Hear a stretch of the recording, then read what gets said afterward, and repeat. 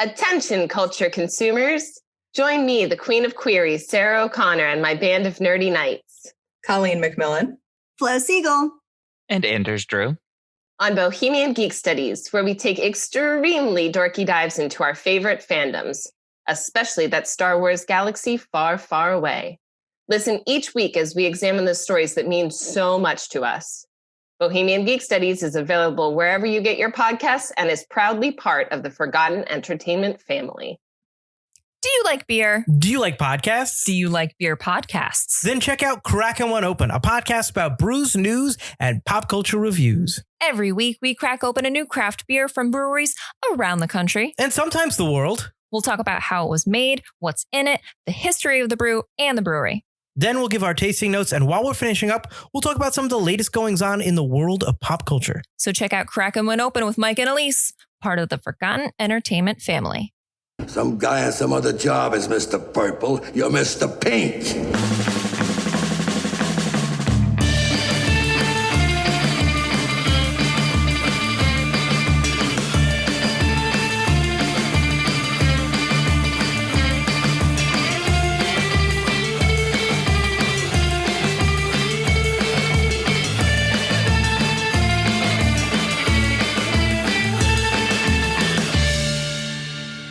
All right, welcome. This is On the QT. This is a brand new show brought to you by Forgotten Entertainment. It is a, I guess you can call us a mini series. I'm John, by the way. I'm your host, and my co-host is the aptly last named Lloyd Green. Why is Green important in this episode? Well, On the QT is a podcast about the films of Quentin Tarantino. As of right now, upon recording in December of 2020, there are 10 films. So just to give you a little history on us very quickly, Lloyd and myself host a podcast called Pint O'Comics, a pop culture podcast where we talk about all different things. We are very good friends with the gents from Forgotten Entertainment. And at one point, I had kind of mentioned to Mike Field that I had been thinking about doing a series within our show where we kind of talk about Quentin Tarantino movies, but it was going to take forever. We're going to do 10 episodes. It would be spaced out like one every month or 2 months. And he liked the idea. And he said, we're looking for some stuff to do on the show. So why don't you bring it over on our channel network? Why don't you bring that burden right off our shoulders? He took it off our shoulders. So that's what On the QT is it's a brand new show brought to you by Forgotten Entertainment, and where we talk about the 10 films of Quentin Tarantino. Now, on our show, we always have a lot of guests, and we've had a lot of great repeat guests. So I had the idea to take 10 of our guests and to take each movie. I took a piece of paper, gave each guest a number, and then drew numbers out of a hat, and we got into who was going to cover each movie with us. So this is Reservoir Dogs. This is your episode, and Lloyd and I are going to talk about Reservoir Dogs, but we have our guest, Laura. We met on the dark web at one point on our show. Laura's been on our show several times, and she's proven to be a great guest. I think, even though we're not going to get into it too much right now, Tarantino's got 10 movies, and there are ranges of how good or how bad his movies may be to some people. I definitely think Laura, when I picked her name out of the hat for number one, she definitely lucked out. Let's just say there was certain people that I picked other movies for, Death Proof, that were just to make fun of Death Proof a little bit, that were kind of like who got Reservoir Dogs, who got Pulp Fiction, so this is the first film from Quentin Tarantino, writer and director. Okay, this guy, he's synonymous. He is, in the last 25-30 years, he has become synonymous with filmmaking and a certain type of filmmaking, even though he doesn't necessarily make the same type of movie over and over again. He doesn't, but he has, much like Steven Spielberg or someone in that category of filmmaking, he has kind of added to the lexicon of filmmaking. Like, he's got his own style, when you're watching a Quentin Tarantino movie. So he has a style. Lloyd, can you immediately identify when you're watching, if you were watching a movie and you didn't know it's Tarantino, do you think you could identify it from him? Yes, I think I could. If I watched it for long enough, maybe 10 minutes or so, probably could get it. But he's definitely got that non-linear style, very raw action, lots of profanity. Yeah, certain touchstones. If the F word, touchstones, or as I was going to call it, the fuck word. If the fuck word is in the movie like more than 2,700 times, it's probably Tarantino. 269 times, I believe, in Reservoir Dogs. Oh wow! Yeah.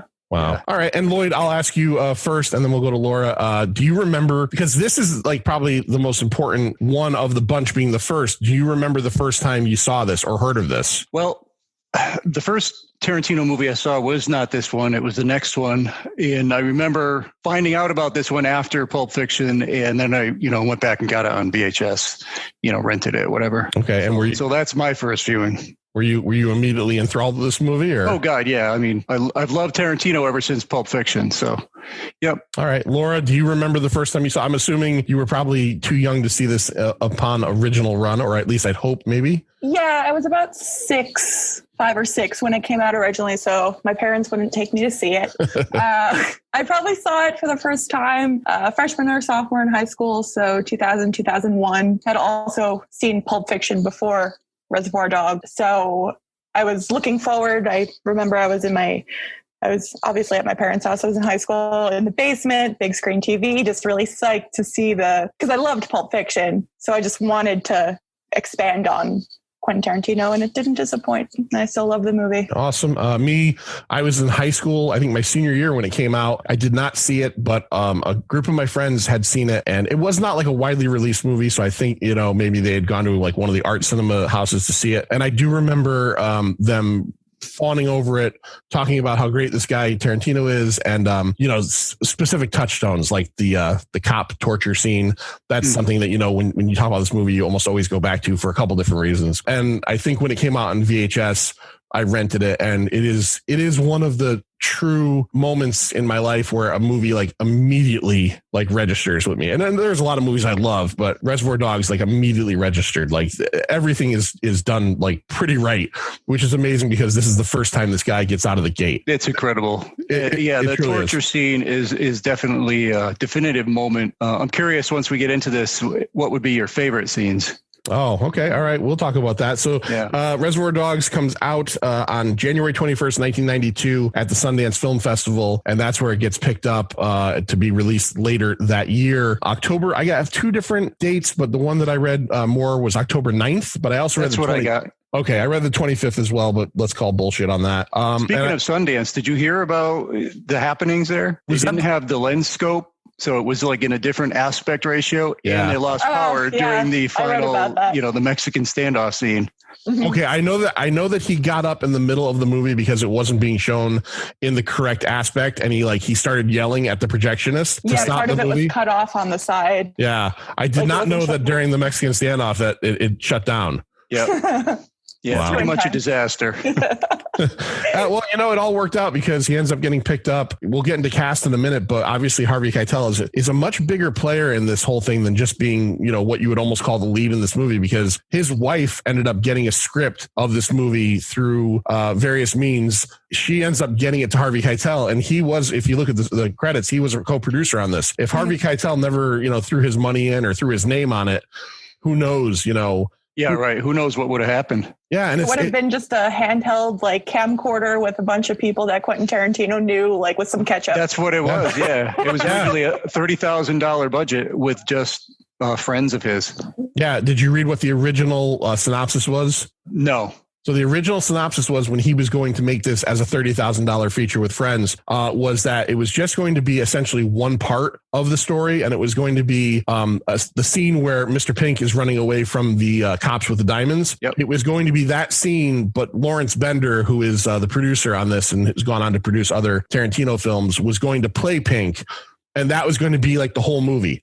Was just that one section. So you don't really know what it's about, what's happening. You just know it's cops chasing a dude hurriedly running down a street in Los Angeles. That cop was Lawrence Bender. The cop ended up being Lawrence Bender in the film. Yes. Yeah. That seems like it would have made a really interesting short film. It absolutely would have. And I don't think I think not a feature film. No. Yeah. And I think maybe that's what he was shooting for at the time, was a short film, which would make, just think about that. Think about, say you make a 10-minute short film that costs $30,000. That's just, That's ridiculous. But hey, Harvey Keitel got involved. They got $1.5 million, and the rest is history. Yeah. Tarantino, real quick, not to get too far into him right now. Here's a guy that is a lifelong grindhouse movie watcher. Just every type of movie ever: horror, sci-fi, blaxploitation, crime movies. He loves it all. He works at a video store in Manhattan Beach, California. He's almost like the video store savant, where all the customers go to him to find out what movies to check out. And this is where his origins of, he is essentially that dude that like just spent all of his time in the video store, and people do accuse him of this. They say that he steals a lot from other directors and other stories. I like to look at it as more like he kind of, pays homage to homage, There's a lot about this movie that is the same. Yeah, he admits that he takes things from other films very freely. He's very open about that. People try to use it against him, but he loves the movies and he puts that into the movies that he makes. Yeah. Which I think is great. Yeah, agreed. Absolutely agreed. All right. So why don't we get into the idea, what this movie is about? We usually call that the bumper sticker over on our show. You know what? This is our show too. So let's call it the bumper sticker here on the QT. Laura, I'm going to go to you for this. Okay. Give me the succinct storyline of what Reservoir Dogs is about. Okay. So let's see if I tell this in the linear fashion or the way that it's actually portrayed in the movie. But, okay. Tim Roth, Mr. Orange, he plays an undercover cop. Seems to me it's probably his first undercover job that he's dealing with. Yeah. He and his partner, I actually forgot his partner's name now, but they find a way for him to get involved in these crime families. Well, yeah, crime families. And they're doing a diamond heist. And the man running it, Joe, he has picked 5 people that don't know each other. And most of them he knows. He doesn't know Mr. Orange. And they have a very detailed plan to do the heist.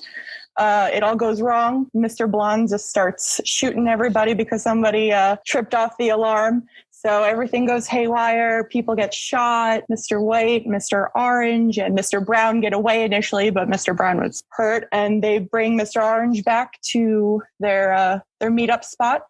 And, Mr. Blonde shows up eventually. Oh, yeah. Well, Mr. Orange obviously got shot in the gut. The biggest part. Laura is giving the most. So is that what succinct means? I'm fine with that. We'll get into all that. I'm sorry. So essentially 6 criminals rob a diamond store in LA. Describing the plot. No, it's fine. No. There's no right and no wrong here on the QT. 6 criminals who don't know each other hired to do a job, and it goes bad. That's the basic idea of it. But what I like about the fact that you kind of went on like that was that when you do say the plot of this movie, 6 criminals rob a diamond store and things go wrong, that seems like a very simple movie. Yeah. As you started to break it down, you start to realize that there's nothing simple about what's happening in this movie. And part of it is because Lloyd mentioned this before in kind of the QT fashion, the Quentin Tarantino fashion, is that it's not told linear in a linear fashion. It's, we have scenes going here. We have chapter breaks that introduce us to characters. So it's a puzzle almost.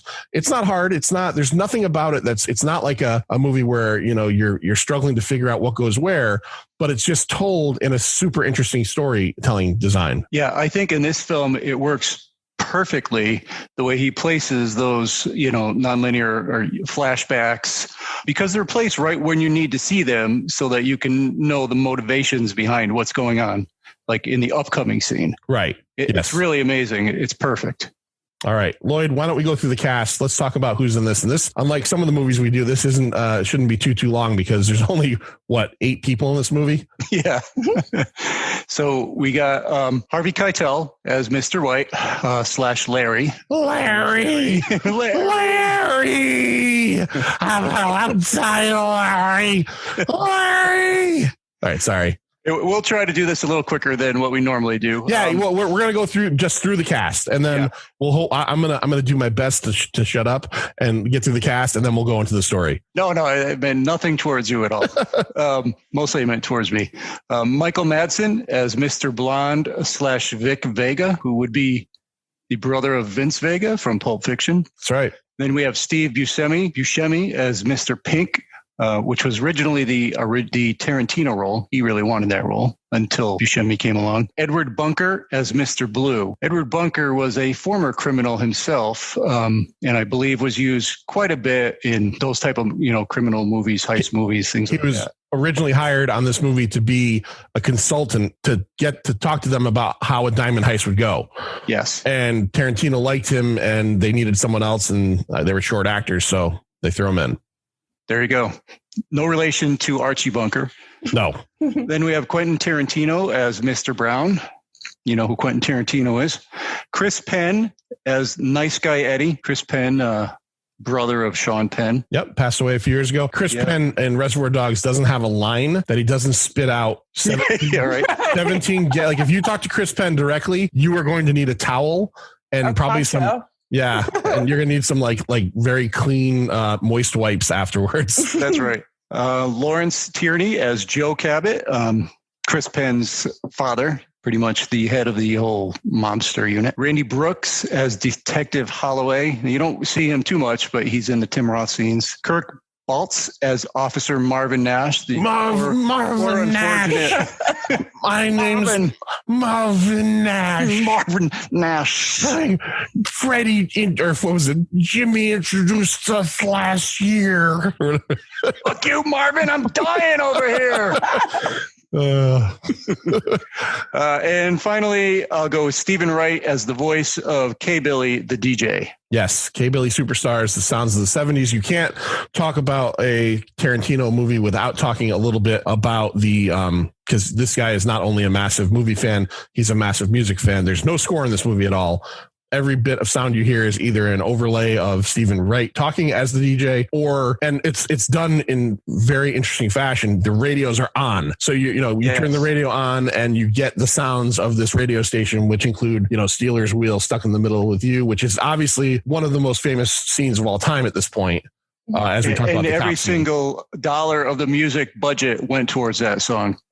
Really? Yeah. Incorporating the rights of that song. Wow. That was it. That's amazing. Yeah. It's so iconic. I mean, sometimes you have to splurge on good stuff like that. Yeah. You got to wonder almost if the guys in Steelers Wheel feel like a little weird that their song is like mostly known for being in a scene where a cop is getting his ear torn off. They definitely love it. Yeah. That still gets them, like, they're still in the hearts of so many people because of that scene. That is true. Right. If they don't love him for that, they definitely should. So as Laura broke it down a little bit before, we're going to just kind of jump through this movie. We're not going to hit every scene, but we're going to talk about bits and pieces of it. This film starts pretty famously as well with the criminals. Now these guys are all dressed up in the same exact suit. They're wearing a black suit, skinny tie, except for Nice Guy Eddie, who's in a tracksuit. And clothes, by the way. Yes, Chris Penn's clothes. Actual clothes. Yeah, they had such a small budget that Chris Penn wore his own clothes in certain scenes. That track jacket was his. I like knowing that those are the clothes that Chris Penn wears or wore in his everyday life. You like that, right? Well, do you think that he could wear that afterwards? Like, it's like that's your Reservoir Dogs thing. It's like, it was mine before. All right. I love this jacket. I love this jacket. Stop wearing it. Yeah, I'm not going to stop wearing it because the movie was a hit. So they're sitting around as you would, and they're having breakfast. And this is the scene that, like, to me, right off the bat, hooked me in. Because Tarantino's the writer and director. He does a lot of great visual things in this movie, but I think his directing style has improved immensely over the course of 10 movies. I think his writing style was there from the very beginning. So visually, I think he definitely gets better as you go along. I do think this is a good looking movie and there's a lot of good things in it. But this first scene and this conversation, which includes a roundabout conversation about what Like a Virgin is about. We have an offshoot conversation where Joe Cabot is talking to himself about a notebook he found, and Mr. White and him are arguing back and forth about that. It shifts into an entire bit about tipping and whether we should tip or not. Now, I do want to ask something. I have a question for you guys. Now, this is obviously 2020. This is not 1992. But Laura, do you think we should tip McDonald's workers? If they're nice, well, this is going to make me sound like a dick if I don't do it all the time.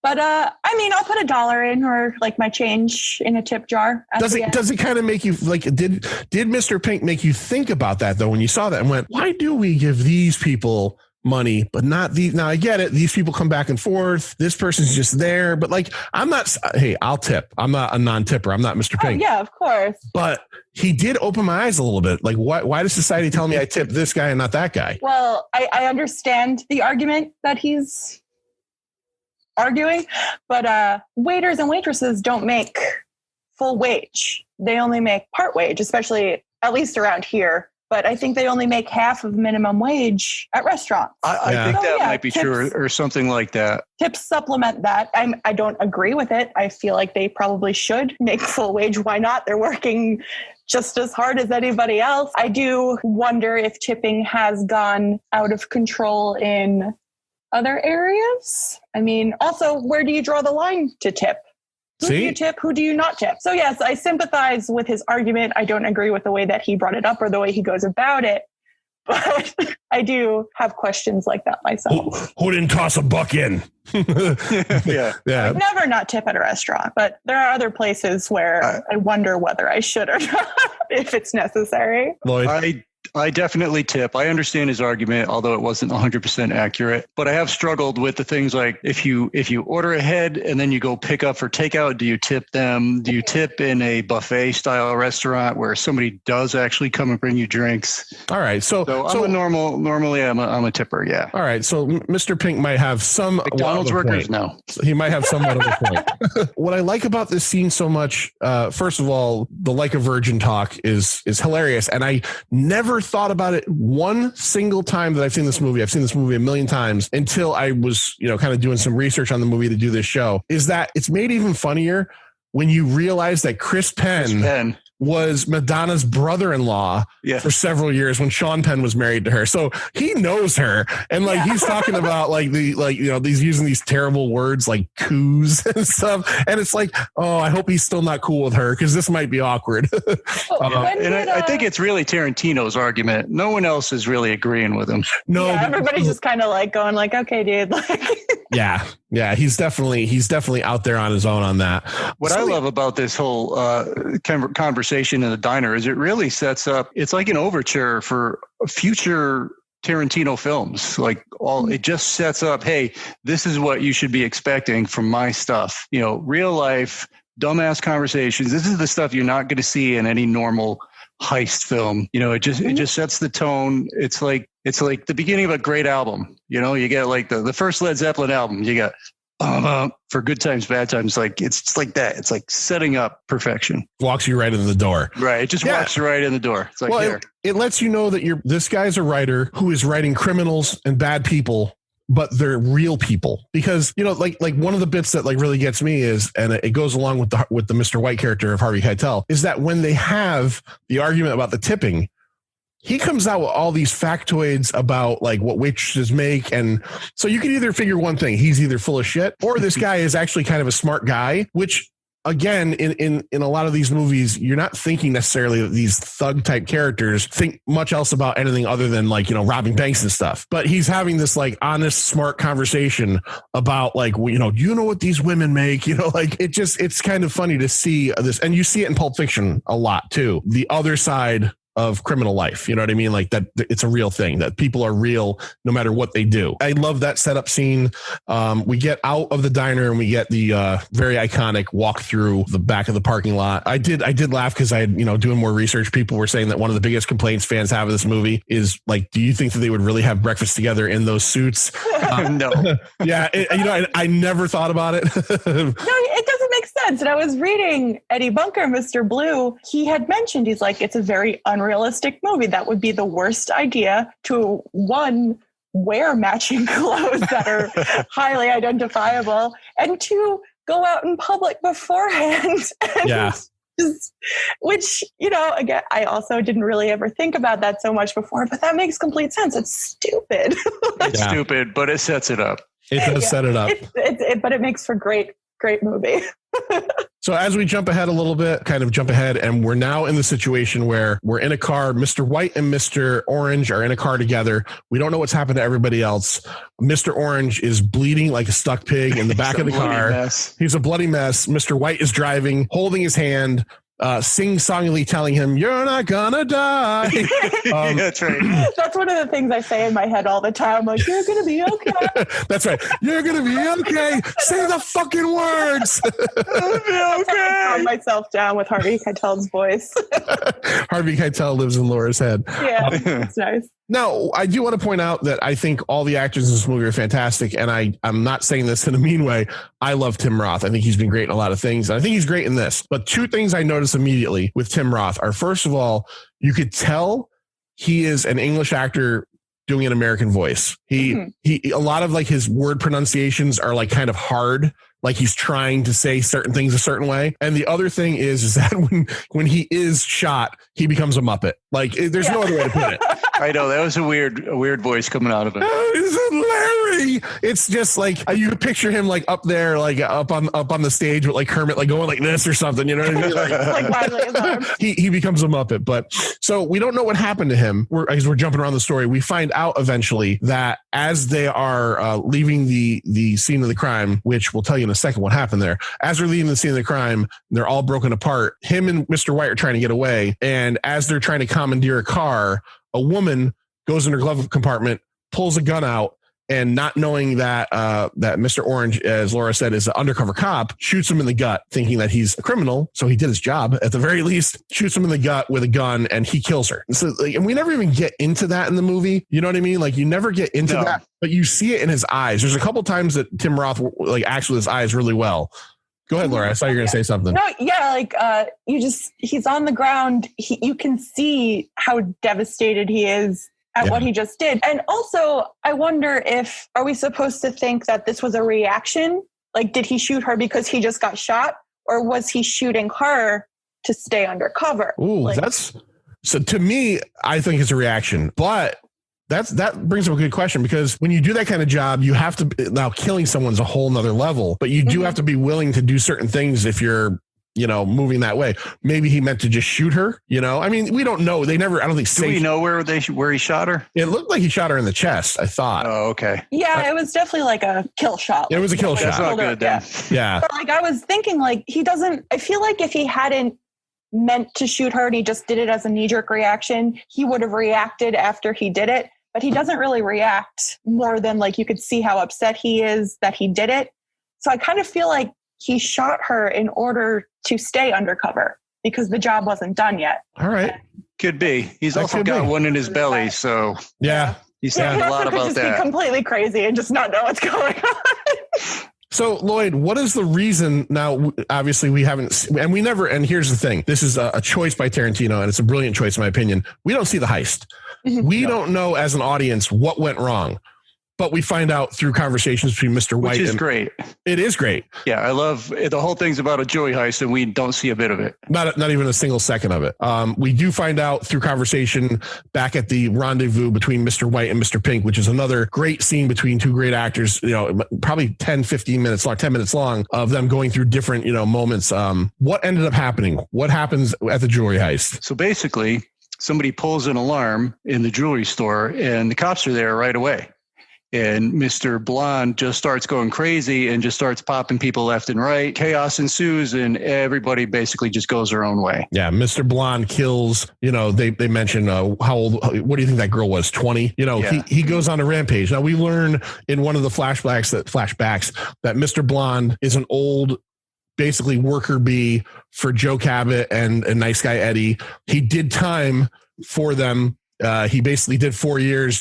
He could have named names. He didn't. Did 4 years quietly. He's come back into the fold. He's stuck in a halfway house. He's trying to find work, not legitimate work. He wants to, do stuff. They bring him in, but you quickly find out that this guy is a psychopath. He's unhinged. Psycho. He's a complete psycho. He's not the kind of cool-headed guy you would want working this type of job. So now we have these different factions, and they're starting to figure out, Mr. Pink and Mr. White start discussing the fact that somebody here is a cop, because as you mentioned, as soon as the shooting started, the cops came, and they determined that this could not have been an alarm that got the cops that fast. Someone was waiting for us, which we find out through the course of the story. Mr. Orange being the cop, he's being followed by cops. They're waiting for Joe Cabot to come in so they can get him. So now we find out, Laura, what happens so we lose two characters during the course of the whole thing. What two colors go down, and how do they go down? Or at least, we know one. Well, we know Mr. Brown at first because Mr. Orange and Mr. White were with him, so they state that plainly. But Mr. Blue was also killed in the rampage that ensued at the heist, but they didn't find that out until later on in the movie. It was awfully convenient way to get rid of the two non-actors out of the whole bit.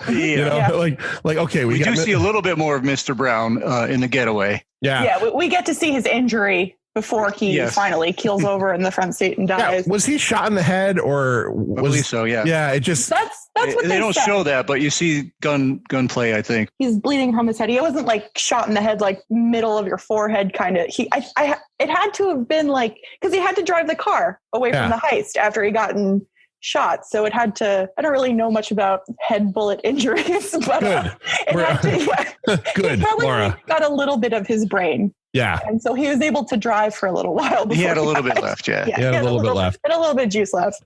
As we're going through and we're learning more about these characters, we learned that Mr. White, they do a flashback to him, a little chapter break, is a thief who at one point had worked with another thief that Joe Cabot had used.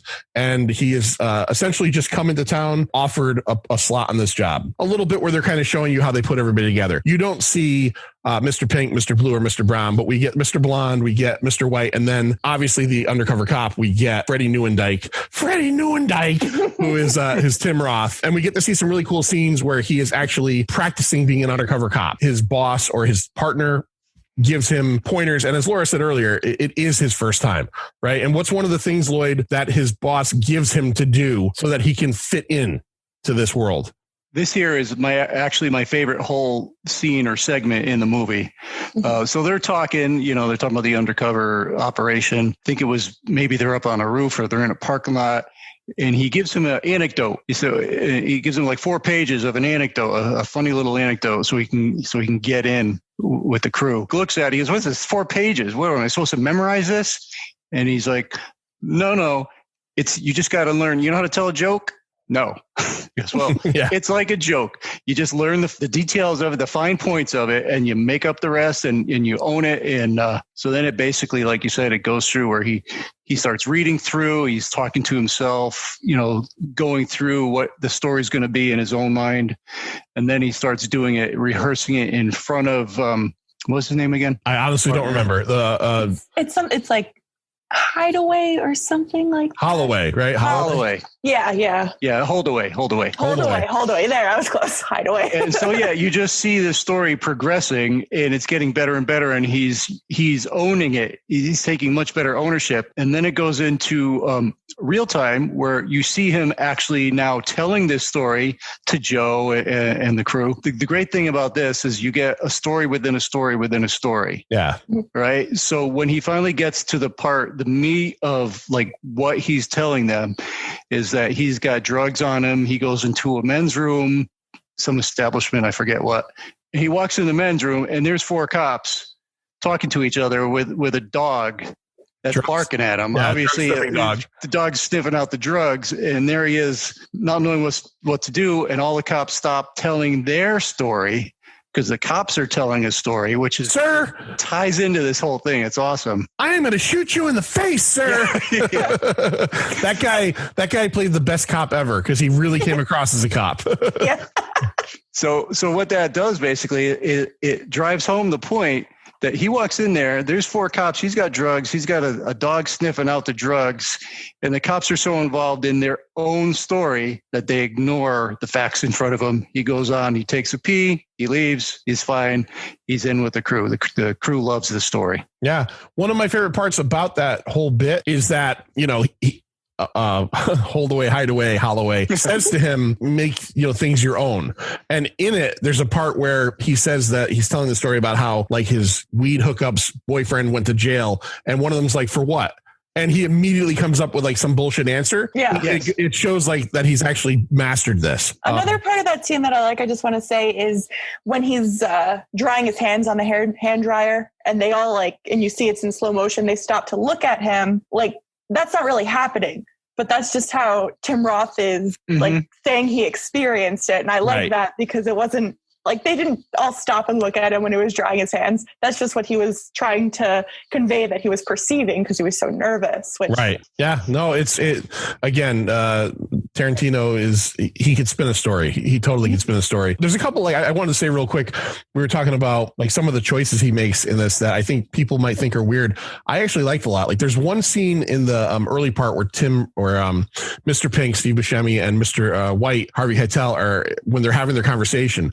And there's one bit where the entire bit of it is filmed where you could see Harvey Keitel, but Mr. Pink is inside the room off camera and they're having a conversation. Most movies don't do that. Like most movies, like it's like you have to see your two main characters. Right. I like the fact that you could only see one of them and you don't know his gestures. You don't know where Mr. Pink is kind of laying. And then there's the other bit I like a lot, which is just really random, is in the scene, and we'll talk about this. Mr. Blonde is torturing the cop. The camera just pans up to an archway of a door for the entirety of the action. Now, that could be because it was too graphic. That could be for a lot of reasons, but they could have done a lot of other things.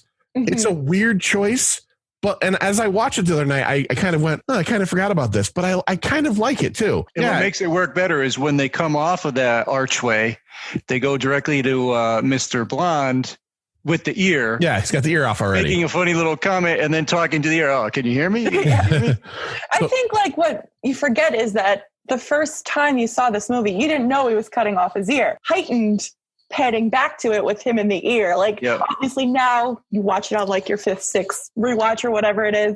You know that he's doing that. But the first time you watched that, you did not know what you were about to see when they panned the camera back, which I think is great. And that really heightens the suspense of the moment more than you actually seeing it happen. Right. No, you're absolutely right. You take it for granted that you know that this is the ear scene. Not everybody knows that, you know? Yeah. Mr. Blonde has been left at the warehouse alone after coming back. And you know, basically he's on the outs with Mr. White. Mr. White and Mr. Pink go to help nice guy Eddie. They're all trying to figure out what's going on in this whole thing. Mr. Blonde is left with Mr. Orange, who's dying on the floor, and he brought in his trunk a uniformed cop. He essentially starts torturing the cop. As soon as Mr. White, he doesn't even wait for the door to shut. Like they leave. Like you would think like he's almost like a kid where he's like, I'm going to wait till mom and dad go. The door shuts and he starts fucking with the cop immediately. Yeah, I'm watching that scene right now. Yeah, he's like, I can't wait to like hurt you. So there's some chilling stuff in there. Like one of the most chilling lines, and I'll paraphrase it, is you could say whatever you want to say. I've heard it all before. I don't give a shit what you know.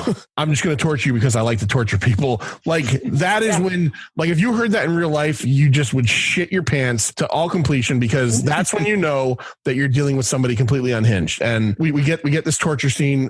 He's dancing to Steelers Wheel Stuck in the Middle and cuts the guy's ear off, and he is about to burn him alive. He goes out to his car. This is another great scene because, again, this proves the soundtrack is pretty much in the world of the movie. He's playing it on the radio in the warehouse. As he goes outside to his car, it's such a stark difference because he's in this dark warehouse torturing a cop. He goes outside. It's probably 2 p.m. on a Thursday. He goes to his trunk. He gets a gasoline can. Over to the Cadillac. Yeah. The music stops because he's not where the music is anymore. He comes back in. The music is on again. He does his little dance. He pours the gasoline all over the guy. He's going to burn this poor guy. And right before he's about to drop the match, what does he say? He says, how about a little fire scarecrow? Lloyd, what happens to him? Well, you think he's actually going to drop that match. You're just waiting for this big fucking fire flame. And he just takes a whole bunch in the chest and who knows where else, because Mr. Pink, he got up. Mr. Orange, he was able to get his gun, figure out what was going on, and just riddles him with bullets. And then has the conversation with Marvin Nash.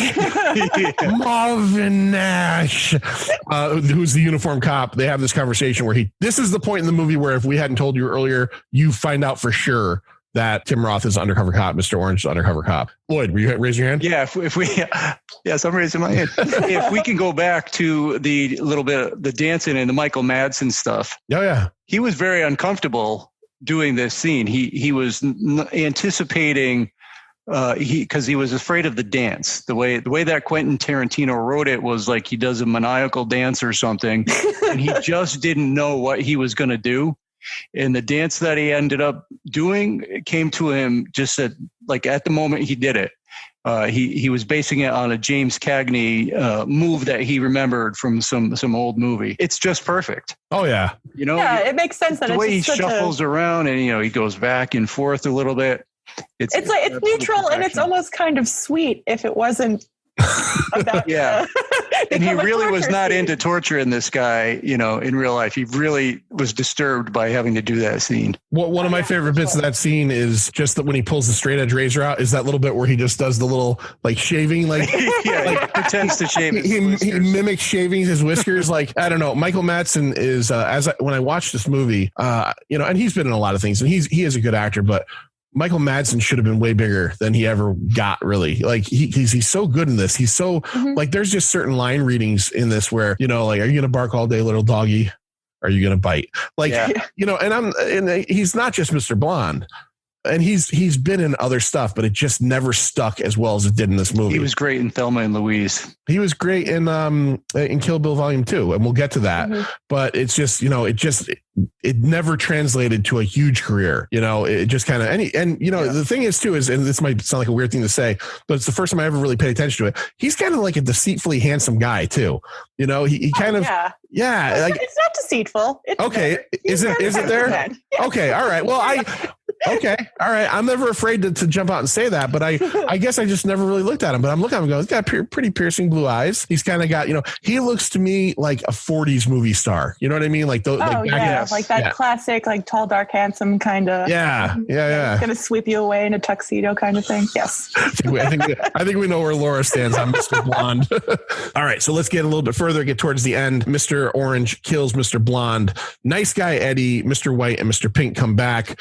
They're trying to figure out what they're going to do. Mr. White, we haven't really talked about this too much, is like pretty much like obsessed with getting Mr. Orange help. Like he is really, seriously.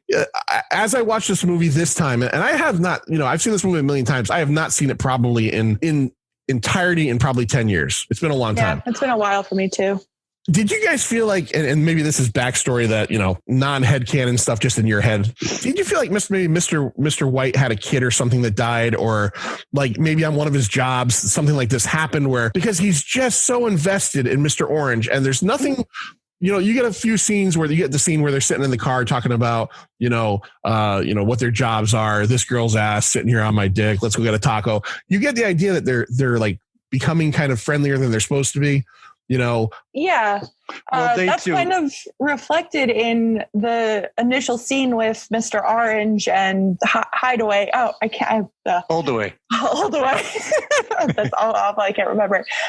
Where he's describing the guy Long Beach Mike that initially got him into this heist in a friendly way, and Holdaway's like, no, he's not your friend. Don't say he's a nice guy. So like, Tim Roth is coming around to a friendship with Mr. White. He sees the good in Mr. White, and they're becoming close. Yeah. They do definitely have a bond. You can see that in the car when Mr. Orange is all bloody and he's holding his hand, like you said, and saying, tell me you're going to make it. You're all right. They have a bond. He told his name, Larry. Yeah. He just wants to protect this kid. Yeah, for whatever reason. And, I'm glad we don't know it because, I don't have to know it, but there's got to be something in his history that Tarantino has in his head, like why he would do, like, there's the bit that's like weird too, where, and it's not weird, but it's like weirdly sweet where he whispers in his ears, pulls the comb out and like combs his hair. Like it's important to look good, like while you're like in this state, you know what I mean? They both have a little laugh. Yeah. Larry. So it's, so when they come back, nice guy Eddie wants to know what happened to Mr. Blonde. Tim Roth, who's dying, says, hey, look, he was going to burn the whole fucking place, and then he was going to rob you guys. And that tips off nice guy Eddie that's it right there. This is bullshit, because that dude just did 4 years for like a stupid thing, and he could have gotten out at any point. He never said a fucking word. Mm-hmm. So as we move towards the end of this, we get Joe comes back, and now everybody is essentially against everybody. Only one that is trying to remain cool and calm is Mr. Pink. He's almost been the voice of like criminal reason the whole time. Like, let's just get the diamonds. Let's get out of the warehouse. Let's get out of this place. If cops knew we were at that place, they're going to know we're here. Because trying to remind everybody that they're professionals and they're acting like amateurs. Right. He's the only one. So we get to the point where eventually it all comes down to, how does the standoff start? Well, Joe and them come back, right? And Joe's like, it's Mr. Orange. He's the rat. And Harvey Keitel, Mr. White, stands up. He's like, no, this kid's legit. He's okay. He's the only one I wasn't sure of. Yeah. I should have my head examined for bringing someone in I wasn't sure of. Right. And Joe was just like, you're full of shit. I know what I'm talking about. He's the guy. Let's get the gunplay right, because this is going to be confusing. So, Laura, who does Joe point his gun at? Joe points his gun at Mr. Orange. Mr. Orange. He wants to kill him because he thinks he's the rat. Knows he's the rat. So Mr. Orange is laying prone on the ground. Joe standing up points his gun. That's how it all starts. Mm-hmm. Where does Mr. White point his gun, Lloyd? Mr. White points his gun at Joe. So now Mr. White is pointing his gun at Joe. Joe does not move his gun to Mr. White. His gun remains trained on Mr. Orange. Nice guy Eddie pulls his gun out and points his gun at Mr. White. Mm-hmm. Now, Mr. Orange at this point, I think, pulls his gun on nice guy Eddie, right? Is he the one with Eddie? Mr. Orange is not involved. His gun is empty. He does not do any shooting, Oh. He emptied his gun on Mr. Blonde. Okay, so now we've got a Mexican standoff. We have one. Now we get to the mystery of the movie. We get to the. Oh, is there a mystery? Oh yeah. Okay. So maybe I haven't been paying attention. So okay. All right. So we have 3 guns trained on 4. There's 4 different people and 3 guns. Okay. So the way this starts, and this is one of my favorite lines in the movie. I've always loved it. And it's how it all basically ends is, they're talking to each other and they're saying, Joe I wish I could do Harvey Keitel because he's just, I love his voice, but it's great. I repeat, Joe, lower your weapon. Like the way he's, they get that Harvey Keitel to him and Joe's going to kill Mr. Orange no matter what. And then my favorite line is nice guy Eddie says, stop pointing that gun at my dad. Yeah, that's a good one. And as soon as that line ends, we get guns going off everywhere. Now, okay, so I'm trying to think. Here's what happens. Yes. Joe goes down because Mr. White shoots him. Right. Mr. White goes down because nice guy Eddie shoots him. Mr. Orange, who's bleeding on the ground, now gets killed from Joe. At the same time, nice guy Eddie goes down, but nobody shot nice guy Eddie. So there is an explanation for this. So Mr. White did not shoot both of them? No, you can clearly see that he did not shoot him if you slow down, slow-mo the scene. All right. Okay. Laura, did you notice this or am I? Oh yeah. There's I don't know if it was about like a interview or a commentary scene, but Chris Penn explains what happened. His squib went off like too quickly. Harvey Keitel was supposed to shoot Joe, then really quickly shoot nice guy Eddie, but nice guy Eddie's squib went off before Harvey Keitel got there, and Quentin Tarantino just wanted to keep it in the movie. There's one other aspect is that Harvey Keitel was supposed to shoot Joe and then Eddie. Mm-hmm. He was supposed to turn and shoot Eddie, but before that happened, after he shot Joe, Harvey Keitel's squib went off. So he went down. Chris Penn's squib went off. So Chris Penn went down because he was supposed to have gotten shot, but he didn't. So they all just dropped. And so when they finished up the scene, Chris Penn said, "Well, nobody shot me." This and Quentin Tarantino said, "Leave it in. Yeah, people will be talking about it." Yeah, I'll be honest. What happened? I'm a movie guy, pretty much a pop culture guy. Like I read stuff. I think I know stuff. I never noticed that. I never knew that. And I just watched this like 3 nights ago. And I guess in my head, I always assumed that Mr. White gets Joe and then gets nice guy Eddie on the way down. Yeah, all right. It happens quick enough where like there's a lot of theories online. There's even a theory Mr. Pink shot him. Remember, he was hiding underneath the ramp. He's under the ramp, but as soon as that happens, he comes out with his gun. So, theories are, well, Mr. Pink shot Eddie. Then you can believe that if you want, but it wasn't written that way. Mr. Pink comes out from under the ramp. What happens to him, Laura? He just grabs the diamonds and he fucks off. He fucks off. Yeah. But fucks right the hell off. But we can hear in the background noise. We hear the sirens are coming. We hear yelling. We hear them telling him to pull over, I believe. And then you hear shots in the background. Again, all this is off screen. You don't see any of it. It's all left up to your imagination. So there's never really even been concrete, it's never been concrete what actually happened to Mr. Pink. Right. I think everybody has their own theory on that. Inside the warehouse, Mr. White crawls up, gets himself over to Mr. Orange, who despite already being half dead and then getting shot again, is still alive. Yeah. He gets up, he grabs him, He puts him up basically like kind of like almost like leaning up in his lap. And you have this moment that like, you know, I guess it's a moment of compassion between two men on two different sides of the fence where, you know, Mr. White is like holding him, like even after all this, he's still willing to die on this, you know, he's going to die with this guy that he barely knows. And then, you know, I almost think it makes it worse for him, you know, because they would have died anyway. But what does Orange tell him, Lloyd? Mr. Orange tells him, I'm a cop. Yeah. He tells him he's a cop. And as soon as he tells him he's a cop, Harvey Keitel goes into like the saddest, like old guy, like, he starts to like kind of weep because he has now been proven wrong. He has broken bonds with these people that he had been bonded with much longer than Mr. Orange, which is like a week. Should have trusted. The people he should have trusted. And the movie ends with essentially the cops that you heard outside breaking in, and we get this kind of pan in shot where it's you know, Mr. White's holding the gun to Mr. Orange's head. Shots happen. You hear gunfire, but you gunfire. You see anything. You see Mr. White kind of fall back, so we assume maybe he got shot. He probably shot Mr. Orange. This is not a happy fucking ending. No. It's not. And we get the credits right there. So that's essentially the body of Reservoir Dogs. Now, since we're going to be wrapping up in a few minutes, I did want to go over a couple of things since we will be talking about the career of Tarantino over the course of the next 10 episodes with our next 9 different guests. One of them is basically the themes of this movie. And themes that will carry on into his career. And these are just a couple things I wrote down, but I just want to see how you guys feel about this. One of them is essentially just the theme of criminal life and life, the criminal way of life. I mean, all of his movies, almost all of them, are either told from the point of view of people that are criminals or necessarily not the best people. There aren't many. Yeah, on the fringe. There are not really any white hats in a Tarantino movie. And this is the first time we see that.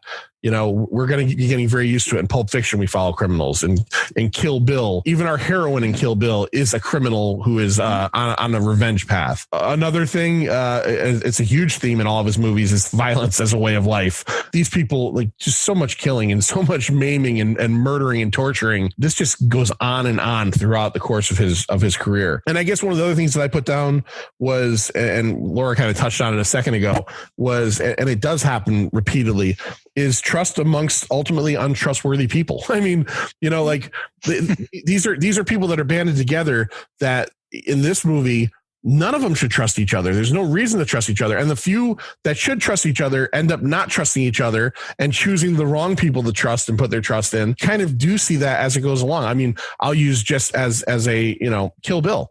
Kill Bill is a perfect example of, you know, the bride trusts Bill with all of her life and all of her heart. And look what happens to her. You know what I mean? Like, and we'll get to that when we get to that episode. But I don't know. Do you guys have anything to add to that? I agree. I would add, you know, you're talking about like the criminal life, and it shows like some of the sloppiness of that life, right? In the humor of it, in like some of the mundane aspects of it. Yeah. That this is not like a glamorous thing. Like right. This is, we're not it's watching not slick and polished. Yeah. This is when we're talking about diamond, like this movie is a diamond heist. We're not talking about like, you know, and I know it's comical, but like the Pink Panther, remember the David Niven Pink Panther movies where, you know, he would come down on a rope and, you know, sneak around and all that stuff. This is not the diamond. I like those kind of heists. Yeah.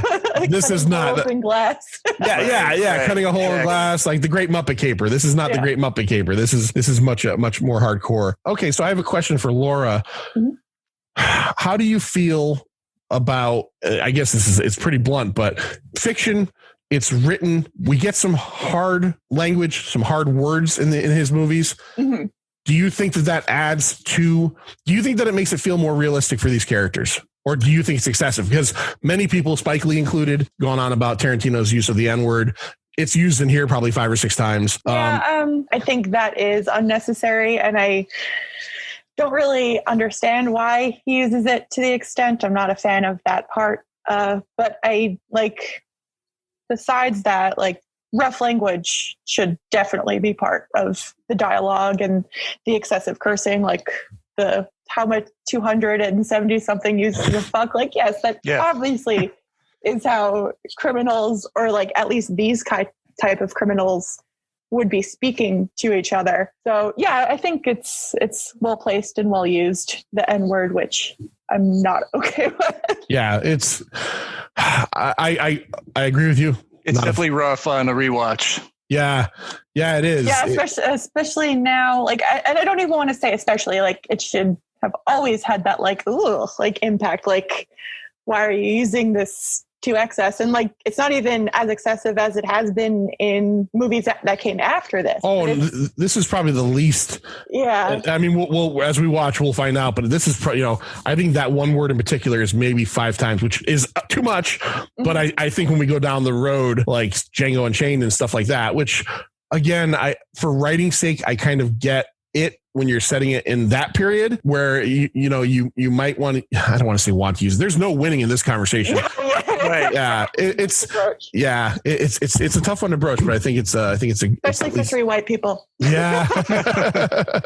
All right. And what you'll find in this movie as well is no female speaking roles. No. I mean, you see the back of one woman, right? And you see her get shot. Yeah. This movie does not pass the Bechdel test. You need to put more females in as of this movie. What was that, Laura? It does not pass the Bechdel test. No, right. That's the one I was talking about before. Yes, yeah. I've heard about that twice in 2 weeks. That's weird. Lloyd brought it up like a week ago. Now you bring it up. Okay, I'm going to look this up. All right. Okay, so before we finish off, why don't we talk a little bit about maybe things in this movie that are QTisms, things that we're going to see or in future movies. Now I've got a couple things I'll rattle off, and then if you guys noticed anything in particular, I brought it up earlier. Fruit Brute cereal. If you look in the background of Freddie Neuendyk's apartment, he has a box of Fruit Brute. In Pulp Fiction, the Lance character played by Eric Stoltz is eating Fruit Brute. Fruit Brute was one of the original Blueberry, Frankenberry Fruit Brute. It was discontinued and then brought back a couple years later. So it only lasted like a year or two back in the 70s. Also in Freddie's apartment on the wall, he has a Jack Kirby Silver Surfer poster. Yep. It's signed Kirby. It's a Kirby drawing. In Crimson Tide, which is a Tony Scott movie. Tony Scott directed True Romance, which was also a Tarantino. Written by Tarantino, and was supposed to be his original first movie, but he sold it to get money to put towards Reservoir Dogs. So Tony Scott wrote or directed True Romance, and apparently they must have had some kind of good relationship because there's a scene in Crimson Tide, which was directed by Tony Scott, the Denzel Washington, Gene Hackman submarine action movie, where 2 of the seamen are arguing about who drew the best Silver Surfer, Jack Kirby or Mobius. And that whole scene was written by Quentin Tarantino. So you get the Silver Surfer that pops up later on, a couple years later. Some of the names that I noticed when they're talking to Mr. Blonde about his prick of a parole officer, it's Seymour Scagnetti. Scagnetti. In Natural Born Killers, also written by, but not directed by Tarantino, the cop played by Tom Sizemore is Jack Scagnetti. Vic Vega, as you mentioned earlier, is the brother of Vincent Vega from Pulp Fiction. He was going to at one point make a prequel movie called The Vega Brothers. It never happened. They got too old. They got too old. Yeah. Yeah. Do you have in there Jack Rabbit Slims? No. Did they mention that? It was like it was on the radio. Yeah. During Reservoir Dogs, an ad for Jack Rabbit Slims. Okay, which is the restaurant in Pulp Fiction that Mia Wallace. Yeah, they have contest. They do the dance contest. Let's see what else do I have. When they're talking to Mr. White, Joe Cabot asks about Alabama. Mm-hmm. Alabama is the name of the female character from True Romance. He said that at one point he had planned on making it so that at the end of True Romance, when he first wrote it, that she would eventually move on because the original script was Clarence, the Christian Slater character, dies. She moves on after he dies and becomes a thief. And that was his initial story when he was writing all of this. And then it ended differently. So, and then they also mentioned that would have been cool, right? Yeah. Interesting. They also mention Marcellus Spivey, just the name Marcellus, because you get Marcellus Wallace in the next movie. And I think that is everything I have. Let's see. Laura, did you notice anything in particular? Well, obviously the trunk shot, it was the first appearance of everybody looking down into something, whether it be a trunk or the box in the briefcase in Pulp Fiction, and the conversations around tables. He always writes really great conversations that happen at like his best dialogue comes at a table. Right, a bunch of people. Diner scene in the beginning, which is that's why I said before it's like the overture to everything that's coming. Mm-hmm. Yeah. So, and you can see the 2 sitting across Mr. Orange and Holdaway. sitting across the diner from each other. That's reflected in the scene also at Tim Roth in Pulp Fiction. And then one that's also popping out in Kill Bill when Lucy Liu is addressing the members of the Japanese mafia around the table. Like he always has really good table conversation. Right. There are always really good points of dialogue. That works. That absolutely works. Lloyd, anything else that you picked up? We got them all. All right. Everything, nothing that I could find beyond those. No. All right. Well, I'm sure there's something we might have missed, but we're going to have some supplemental material to go along with this show. Mike Field and Pat and the guys over there at Forgotten Entertainment are going to come up with some good ideas. So I guess that's it. I guess that's on the QT episode 1, where we discuss the first film in the catalog of, I celebrate his entire catalog. I like saying that, of Quentin Tarantino. Laura has been our guest for this one. Laura, thank you so much for coming on and trying something different with us. Oh, yeah. Thanks for having me. This is awesome. Thanks, Laura. Always talk about Reservoir Dogs. Always good to have you on. Yeah. Always good to be here. Before we go, we got to rate this thing. Let's talk about what we give this. We're going to go on the 0 to 5 star scale. Quarter scale is usable as well. So we'll start with our guest. We don't always have the ladies first attitude here, but we'll have it tonight. We'll go with Laura. Laura, on a scale of 0 to 5, what would you give 1992's Reservoir Dogs? I'm going to go with 4.25. It's definitely highly rated in my book. It's a movie that I've loved for many, many years. Deducting points for the use of the N-word. Okay. And I'm not rating it higher because I feel like his movie-making style did improve a lot. So while I think the dialogue in the movie is great, I think he definitely improved as a director as he went on. So 4.25. I'll go next. We'll leave Lloyd for the last. Man, this is tough, and I've thought about it. And you kind of put me out on an island, Laura, by saying the deduction because of the N-word. Because now I feel like I should. I feel like I should, but I'm going to be honest. I'm not going to, and I don't give this to a lot of movies. But the second I popped this in the other night to the second it ended, particularly because of the writing, just the originality of it all, in terms of this thing is iconic. This is 5 stars. Like, I don't have a lot of 5-star movies. This is a 5-star movie for me. And another thing is it's succinct and to the point. It's fairly short. It's like an hour and a half long, and it gives me everything I want. I get character, I get character development, I get plot, I get motive, I get everything I want in this movie, and it's all jammed right in there, and it's spit out right at me. Great performances. Yeah, this is a 5 for me. And again, I say this as we go along, they're not all gonna be 5s. This is a 5. All right, Lloyd, what do you give 1992's Reservoir Dogs? Oh, this is one of the all-time best independent movies. I would give this, boy, oh boy, 4.75. I can't go with full 5. All right. 4.75, man. It is right there. It sets up the tone for Quentin Tarantino to come. I wish it had a little better soundtrack. It has a good enough soundtrack, but it's limited. There's not more. It's limited. Yeah, it's limited. That's a good way to say it. Little green bag, coconut. There's not a lot in this, but yeah, I know what you mean. It's limited. Yeah, so 4.75. I think that's it for me. All right. So we got our ratings. Laura, thank you so much for coming on and hanging out with us. Thank you for having me. Mm-hmm. You were the first guest. You got to pull the Reservoir Dogs. Next guest is our buddy Shane from a podcast called Media Mosh. He will be joining us on the next episode, which will be episode 2, which will be, guess what? Pulp Fiction. So, boy, if you think we had a hard time fitting Reservoir Dogs into an hour conversation, Pulp Fiction is going to be a true test to our abilities to get that done.